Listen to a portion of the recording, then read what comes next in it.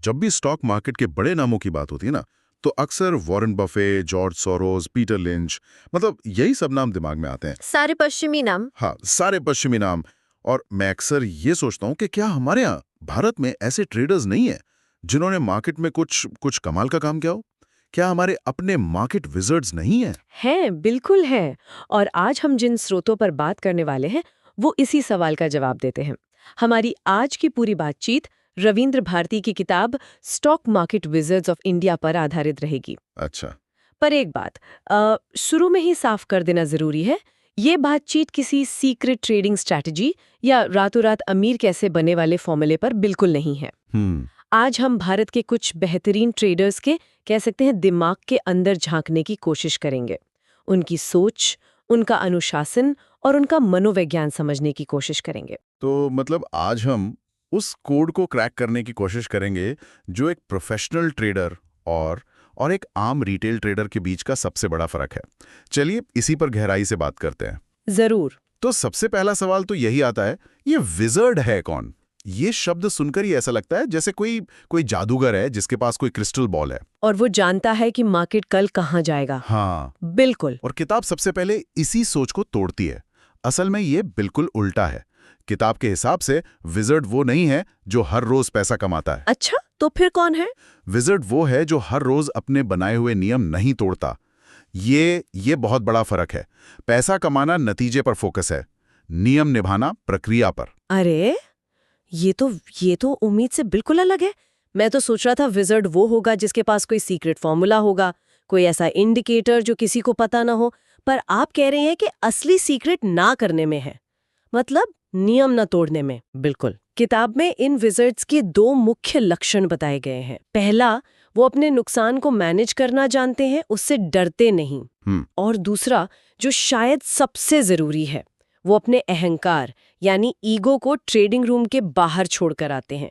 Market में वो नहीं, बल्कि मार्केट सुप्रीम है, ये बात वो कभी नहीं भूलते। और यहीं से कहानी असल में दिलचस्प होनी शुरू होती है, क्योंकि किताब ये भी बताती है कि उसमें जिन भी भारतीय विजर्ड्स का जिक्र है, उन सब की ट्रेडिंग स्टाइल, उनकी रणनीतियां, वो सब एकदम अलग थीं। हाँ, कोई स्विंग ट्रेडर था, कोई पोजिशनल, कोई सिर्फ ऑप्शन बेचता था। लेकिन उन सब की सोच, उनकी मानसिकता वो लगभग एक जैसी थी।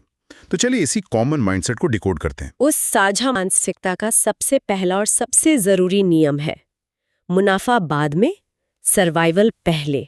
सर्वाइवल पहले। हाँ, यानी पैसा कमाना दूसरा लक्ष्य है। पहला लक्ष्य है खेल में बने रहना, अपनी ट्रेडिंग कैपिटल को बचाना। क्योंकि अगर आपकी पूंजी ही खत्म हो गई तो आप अगली अच्छी अपॉर्चुनिटी का फायदा कैसे उठाएंगे? ये तो बिल्कुल क्रिकेट के टेस्ट मैच जैसा हुआ, T20 जैसा नहीं।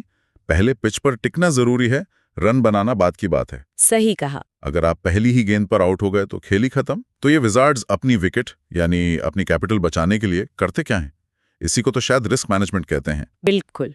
और किताब इसी को असली बढ़त यानी रियल एज कहती है, किसी फैंसी इंडिकेटर को नहीं। उनके नियम बहुत साफ और सख्त होते हैं। जैसे एक नियम है कि किसी भी एक ट्रेड में अपनी कुल पूंजी का एक बहुत छोटा हिस्सा, शायद 1 या 2% ही दांव पर लगाना। 1 मिनट, सिर्फ 1 या 2%? ये तो बहुत कम लगता है। ज्यादातर लोगों को तो यही लगता है कि बड़ा पैसा बनाने के लिए बड़ा रिस्क लेना पड़ेगा, बड़ा पैसा लगाना पड़ेगा। और यहीं आम ट्रेडर गलती कर बैठता है। वो एक ही ट्रेड में अमीर बनना चाहता है, जबकि विजर्ड्स ये जानते हैं कि ट्रेडिंग संभावनाओं का खेल है, कोई भी ट्रेड गलत हो सकता है। सही बात है। अगर आप एक ट्रेड में 1-2% का ही रिस्क ले रहे हैं तो लगातार 5 या 6 ट्रेड गलत होने पर भी आप गेम से बाहर नहीं होंगे। आपका अकाउंट लगभग सुरक्षित रहेगा। लेकिन अगर किसी ने एक ही ट्रेड में 20% कैपिटल लगा दी और वो ट्रेड गलत हो गया, तो उसका आत्मविश्वास और कैपिटल दोनों को गहरा झटका लगेगा। बिल्कुल। समझ गया। ये बिजनेस चलाने जैसा है, लॉटरी खरीदने जैसा नहीं। ठीक है, तो ये तो हुई मैथ्स की बात, पर असली लड़ाई तो दिमाग में होती है ना? नुकसान, लॉस, इस शब्द से ही तो सब डरते हैं। कोई भी हारना पसंद नहीं करता। और यहीं से मनोविज्ञान का खेल शुरू होता है, जो किसी भी स्ट्रेटेजी से ज्यादा जरूरी है। एक प्रोफेशनल ट्रेडर और एक शौकिया ट्रेडर में सबसे बड़ा फर्क यही होता है कि वो नुकसान को कैसे देखता है। कैसे? एक प्रोफेशनल के लिए छोटा नुकसान वो बिजनेस करने की लागत है, जैसे दुकान का किराया। वो उसे पर्सनली नहीं लेता, वो जल्दी से उस ट्रेड से निकलकर अगले मौके पर ध्यान लगाता है। और आम ट्रेडर? आम ट्रेडर छोटे नुकसान को अपने अहंकार पर ले लेता है। किताब में कुछ मनोवैज्ञानिक जालों का जिक्र है जिनमें ज्यादातर लोग फंस जाते हैं। पहला है अहंकार, ईगो। मैं गलत कैसे हो सकता हूँ, मार्केट को पलटना ही पड़ेगा। हाँ, यही सोच। दूसरा है डर, फियर, पिछले नुकसान की वजह से एक अच्छे मौके पर ट्रेड लेने से डरना। तीसरा है लालच, ग्रीड, थोड़ा सा मुनाफा देखकर डर के मारे जल्दी निकल जाना। बिल्कुल। और चौथा, जो सबसे खतरनाक है, वो है बदला लेने की भावना से trading, revenge trading. Revenge trading मतलब मार्केट से बदला लेना? हाँ, मान लीजिए आपका एक बड़ा नुकसान हुआ, अब आप गुस्से में हैं और उस पैसे को तुरंत वापस पाना चाहते हैं, तो आप बिना सोचे समझे अपनी तय मात्रा से ज्यादा का एक और ट्रेड ले लेते हैं। ये ट्रेडिंग नहीं, ये जुआ है। उन्हें भी डर लगता है, वो इंसान है, लेकिन फर्क ये है कि वो अपनी भावनाओं को पहचानते हैं, पर उनके आधार पर फैसले नहीं लेते। उनका दिमाग उनकी भावनाओं का गुलाम नहीं, मालिक होता है। ये मनोविज्ञान वाली बात वाकई बहुत गहरी है, क्योंकि ज्यादातर लोग, खासकर नए ट्रेडर्स, अपना सारा ध्यान कहाँ लगाते हैं? कोई खुफिया स्ट्रैटेजी मिल जाए, कोई ऐसा इंडिकेटर जो 100% काम करे। हाँ, वो जिसे होली ग्रेल कहते हैं, उसी की तलाश में रहते हैं।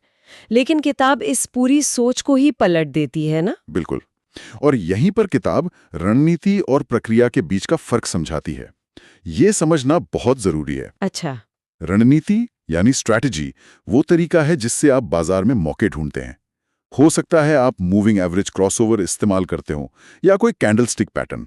ये बाजार के हालात के हिसाब से बदल सकती है। मतलब जो स्ट्रैटेजी आज काम कर रही है, जरूरी नहीं कि वो 6 महीने बाद भी काम करे। बिल्कुल। अगर प्रक्रिया, प्रोसेस, ये शब्द सुनने में थोड़ा भारी लगता है। मतलब क्या ये किसी कॉम्प्लिकेटेड सॉफ्टवेयर जैसा है? बिल्कुल नहीं, बल्कि इसका उल्टा। प्रक्रिया आपके नियमों का एक बहुत ही सरल सेट है। ये आपके ट्रेडिंग की बाइबल या कह लीजिए आपका संविधान है। संविधान? हाँ, इसमें साफ साफ लिखा होता है कि आप कब ट्रेड करेंगे, आप किन हालातों में ट्रेड नहीं करेंगे, हर ट्रेड में आपका रिस्क कितना होगा और आप कब ट्रेड से बाहर निकलेंगे, चाहे मुनाफा हो या नुकसान। अच्छा, तो जैसे एक नियम हो सकता है कि मैं चुनाव के नतीजों वाले दिन ट्रेड नहीं करूंगा क्योंकि बाजार बहुत वॉलेटाइल होता है, या मैं किसी भी हालात में अपने स्टॉप लॉस को नीचे नहीं खिसकाऊंगा। बिल्कुल सही, ये प्रक्रिया का हिस्सा है। या ये नियम कि मैं दिन के 3 नुकसान के बाद अपना सिस्टम बंद कर दूंगा। विज़र्ड्स जानते हैं कि कोई भी रणनीति हमेशा काम नहीं करती, इसलिए वो जरूरत पड़ने पर अपनी रणनीति बदल सकते हैं, लेकिन वो अपनी प्रक्रिया से कभी समझौता नहीं करते। प्रक्रिया ही उन्हें अनुशासन में रखती है, खासकर तब जब बाजार मुश्किल होता है और भावनाएं हावी होने लगती हैं।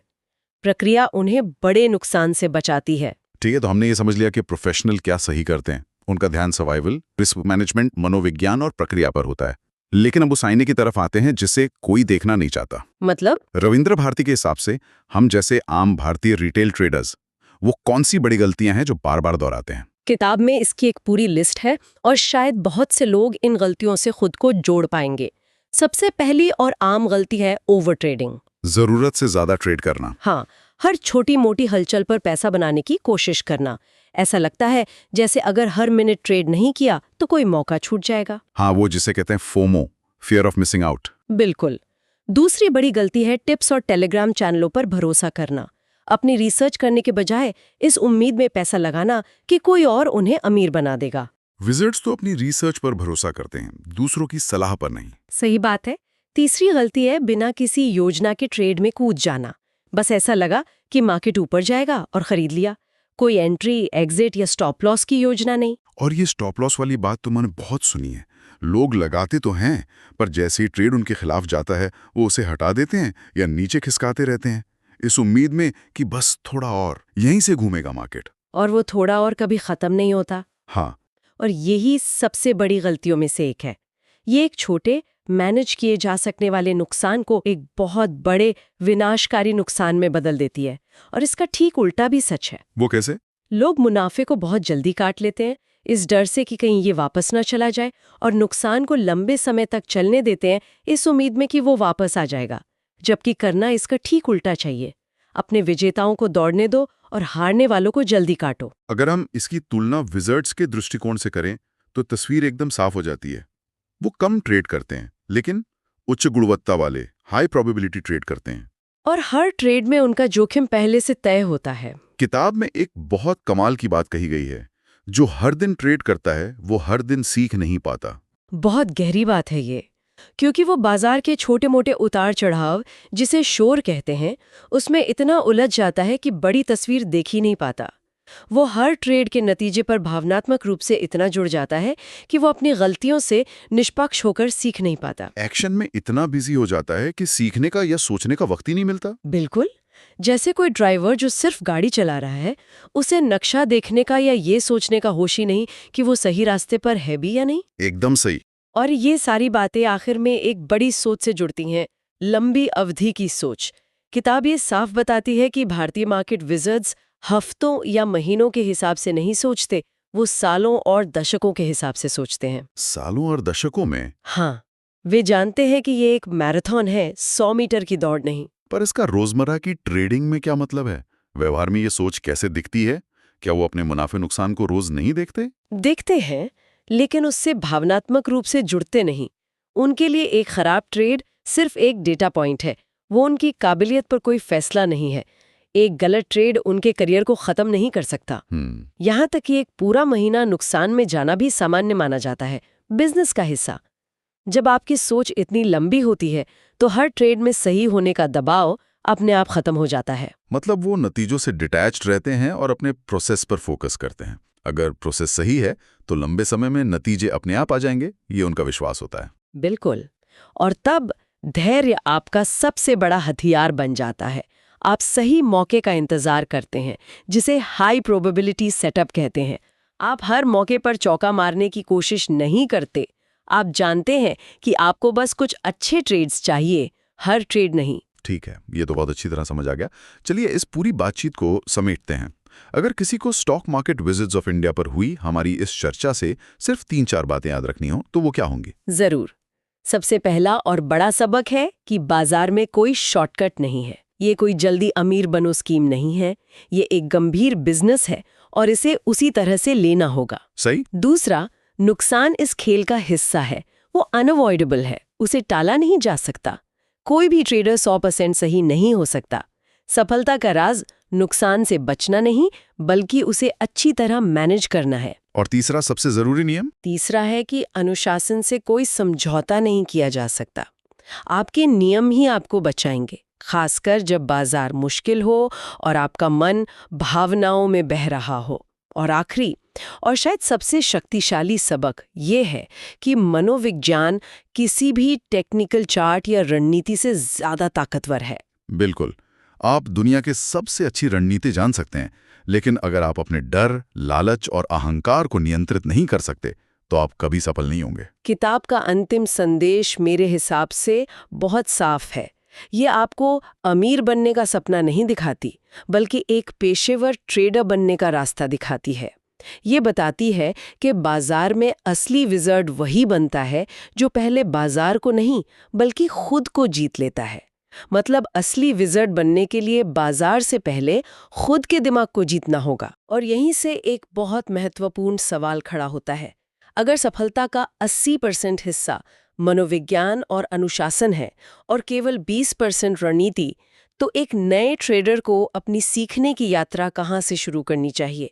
क्या उन्हें अपना सारा समय चार्ट्स, इंडिकेटर्स और रणनीतियों को सीखने में लगाना चाहिए, या पहले अपने मन, अपनी भावनाओं और अपनी आदतों को समझने पर ध्यान केंद्रित करना चाहिए?